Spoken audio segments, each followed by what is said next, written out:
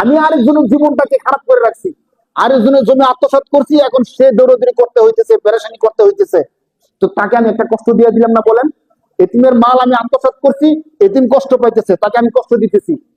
এইভাবে মানুষকে যে আমি কষ্ট দিতেছি, আপনার কি মনে হয় যে আরেকজনকে কষ্ট দিয়ে আমি খুব সুখ পেয়ে যাব?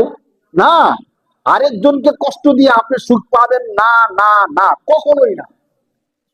রবার্টের বল দেখছেন না? এগুলো ওয়ালের মধ্যে যখন আপনি ঢিল মারবেন, সেখানে ধাক্কা লেগে আবার আপনার নিজের কাছে চলে আসবে।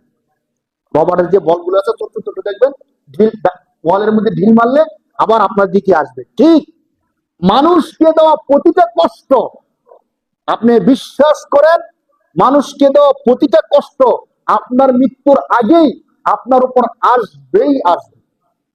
অনেকে আমরা মনে করি খারাপ কাজ করতেছে, মৃত্যুর পরে আল্লাহ তাকে ধরবে।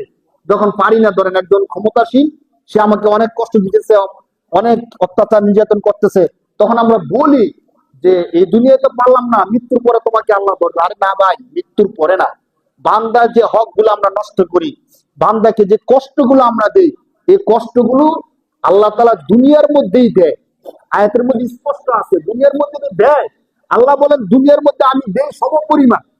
যতটুকু কষ্ট আপনি তাকে দিচ্ছেন, ততটুকু কষ্ট আল্লাহ দুনিয়া আমাদেরকে দেয়। আবার আখেরাতে আল্লাহ বলেন আখেরাতে ডবল শাস্তি আমি আল্লাহ ঠিক করে রাখছি, বলেন নাউজুবিল্লাহ। তো কি লাভ হলো বলেন? তার আমি একটু কষ্ট দিলাম, দুনিয়ার মধ্যে আমিও তার সম পরিমাণ কি পাইলাম? কষ্ট পাইলাম। কিন্তু আখেরাতে আবার ডবল কষ্ট আমারে দিবে। তো আমি কি লাভে আছি নাকি লসে আছি বলেন? তাহলে কেন আমরা আরেকজনের জমি দখল করি?